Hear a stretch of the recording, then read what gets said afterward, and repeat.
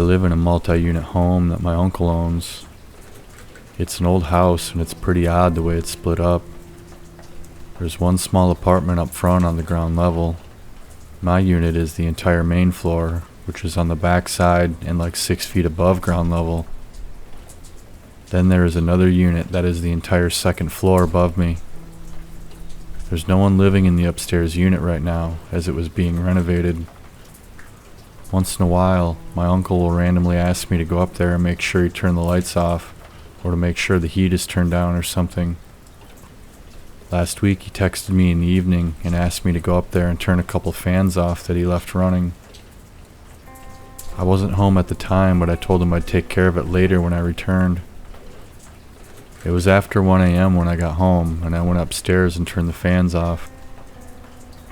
The house is pretty tall, so I like to take a peek out the windows when I go up there. I just like the view. I was standing at the front window that overlooked the street. It's on kind of a busy road, so I was watching cars go by for a minute, and then my attention turned to a window lighting up at the neighbor's house directly across the street. It was a second-story window, and you could clearly see into the room from where I was standing. I assumed it was probably a bedroom, but it was hard to tell. At first I saw nothing, but I kept watching. I was feeling pretty nosy. I watched for another minute but didn't see anything, so I went back to looking at the street. I was about to turn around and go back down to my apartment, but my attention was drawn back to the neighbor's house. There was a figure standing near the window with their back to me. All I could make out was that they were wearing a black sweatshirt with the hood up. A few seconds later, the person turned towards the window momentarily, and it looked like they were wearing a mask, maybe a ski mask. It was fast. They only turned far enough for me to get a quick glimpse. I was really intrigued now, and I started to feel a bit of adrenaline. The person moved from the window, and I could just barely see another one several feet away wearing similar attire. I watched carefully, trying to figure out what was going on. For 10 or 20 seconds, it didn't look like much. I could just see the two people moving in and out of view until I saw another person. It was quick, but it looked like a man that wasn't wearing a mask. The window frame only allowed me to see so much of the room. The unmasked man looked like he was trying to get up off the floor, but one of the other men looked like they threw him back down. The men stood for a moment, and then it looked like they both leaned down over the other man, and their body language looked a bit frantic and aggressive.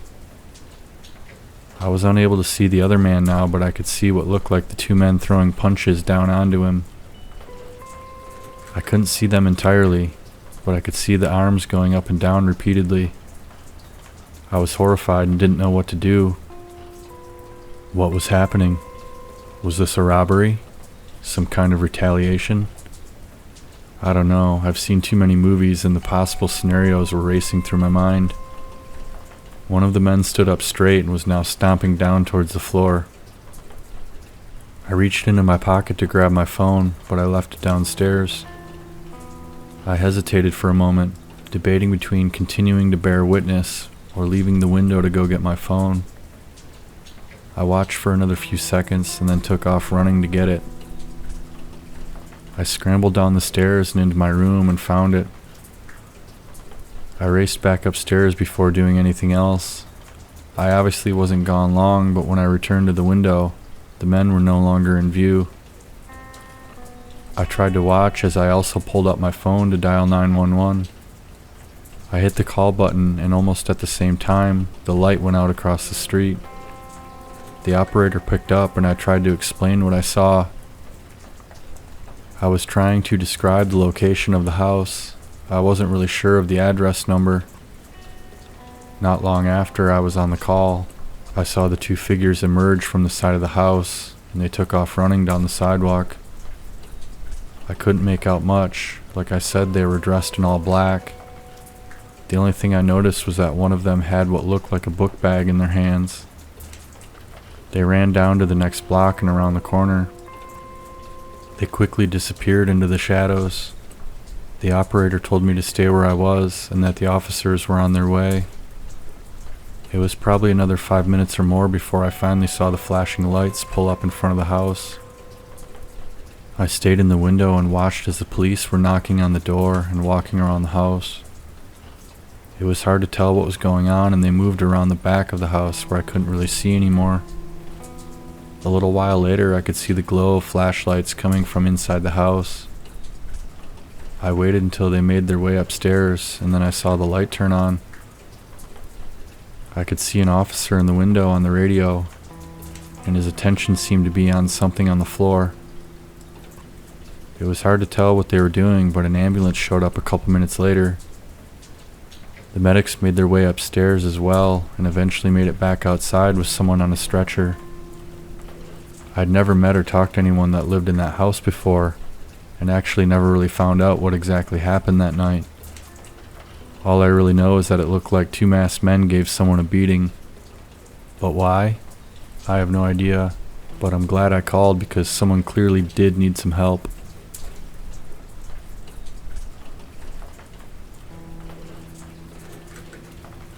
I've been staying at my parents' house by myself for a couple months while they've been away. Not that it matters, but it's not the house I grew up in. After my brother and I moved out several years ago, they got a different house. It's in the same city, but it's in a much quieter area, sort of out in the country. It's not in the middle of nowhere or anything, but the houses and yards are a lot more spread out. They have a few acres, it's kind of wooded, and there's a big pole barn and stuff.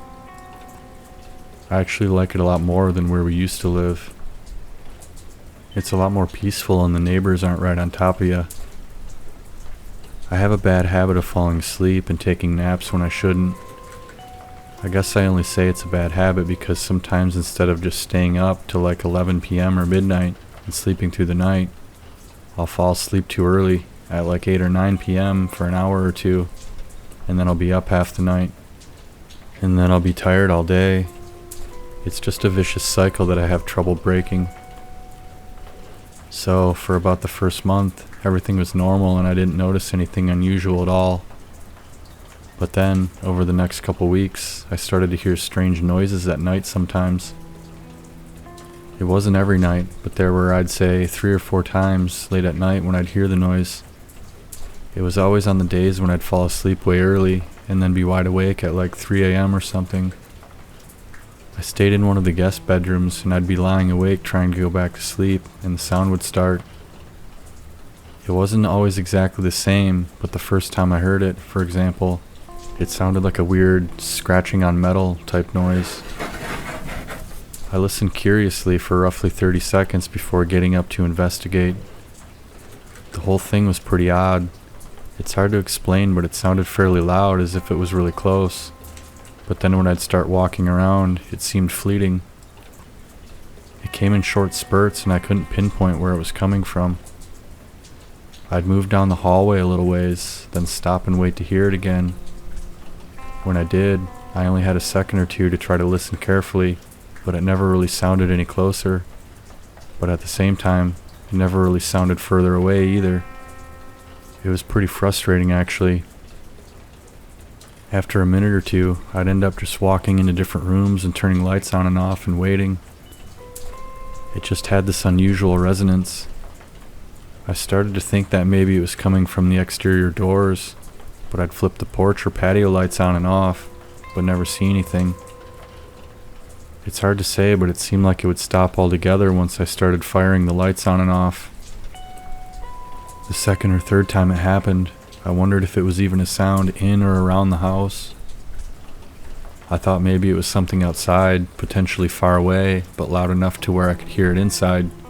You know, like similar to hearing an airplane or helicopter in the air.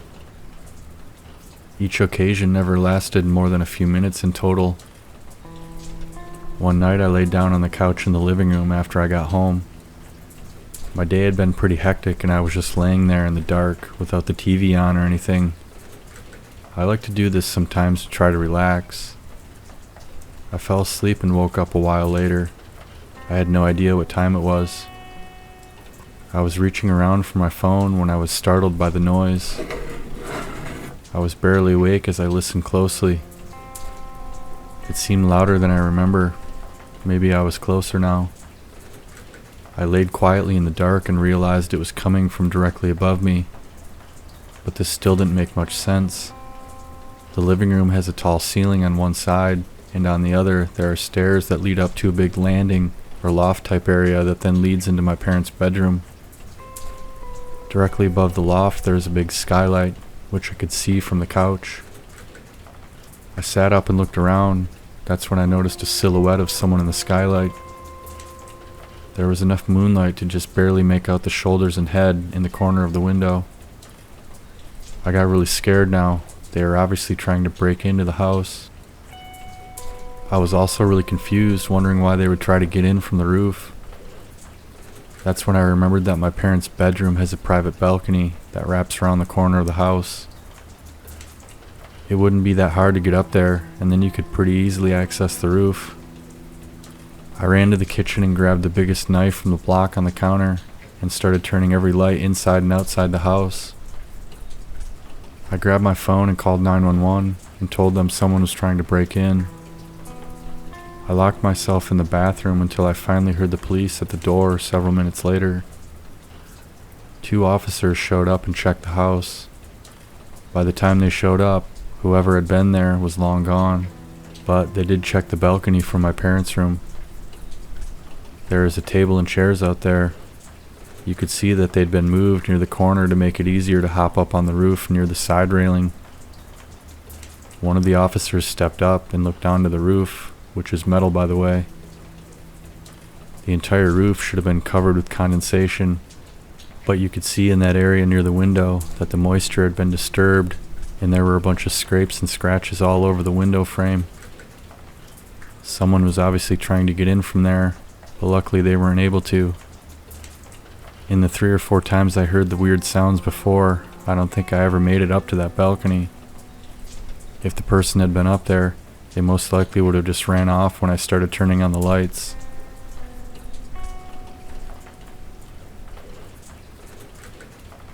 This story took place about 10 years ago. If I remember correctly, it was one of the first times that my parents left me home alone, and I was around 12 years old. I have an older sister, but she was staying at a friend's house that night. My parents went to a wedding that was out of town, and they were planning on coming home late that night. I'd been left home plenty of times during the day before, but I guess it's a different ballgame when you're talking about being home alone at night. I was pretty excited about it actually, although I didn't have any big plans or anything. I was just going to play video games like I normally did, but I suppose there was a sense of freedom that came along with having the house to yourself. The rules remain the same. Call if I need anything. Keep all the doors locked. Don't answer the door for anyone. Well, there's some exceptions to this, like close family or friends, but it was unlikely they'd just stop by randomly. And finally, if anyone calls, don't answer unless you know the number, and don't let them know you're home alone. The house phone didn't get many calls anyways, and I had my own cell phone by this time. I remember there was a pretty bad storm on this night. It was just raining for a couple hours, but sometime after dark it started to pick up. It was pretty windy and the thunder and lightning started. It was sometime before midnight when my mom called my phone. My parents were thinking about staying overnight near the wedding to avoid driving during the storm, but they wanted to make sure I was going to be alright. I was feeling confident that I was fully capable of making it through the night by myself. After reassuring them multiple times that I'd be fine, they finally agreed and said they'd be home in the morning. Our house was at the end of a dead-end street. There were a few other houses on it, but it wasn't your typical neighborhood.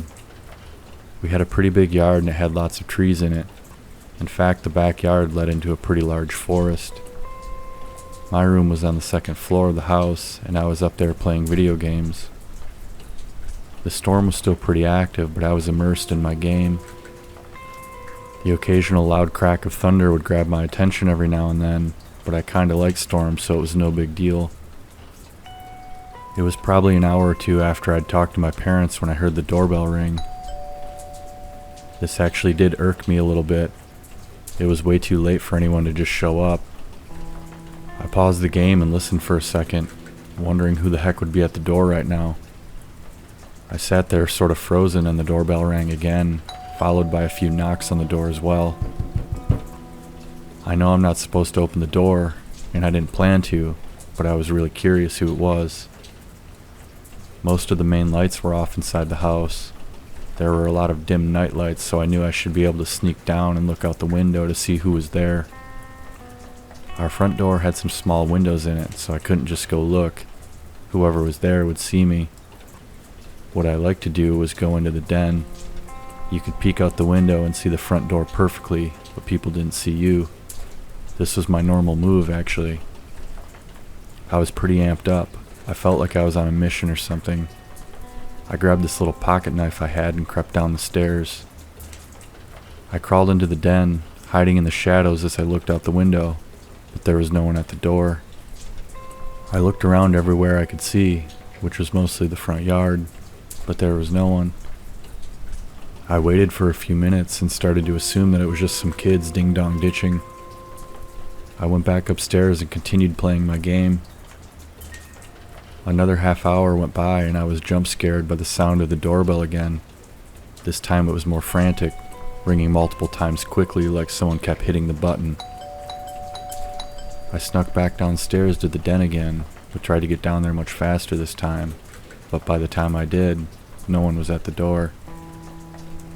I looked around for a bit, but I was convinced it was just someone messing around. I went back upstairs, but on the way, I stopped on the landing where there is a window facing the backyard. I looked out to see if there was anyone back there, but it was pretty dark, especially towards the woods. I sat there peering out, but I didn't really see anything until there was a sudden flash of lightning. A chill ran down my spine when I saw 3 figures standing just inside the edge of the woods. The flash was really quick, but I was able to see that they weren't kids. It looked like 3 grown men, all wearing dark clothes. One had long hair and a beard. I kept looking out while making sure I couldn't be seen. The lightning flashed again moments later, and the men were no longer in the woods. They were much closer to the house. I was pretty well terrified by now, and I ran back into my room and locked the door behind me.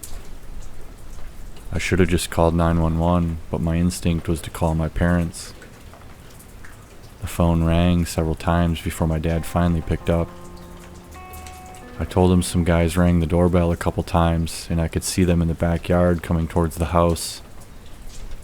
He sounded a little confused or groggy at first, and I repeated myself.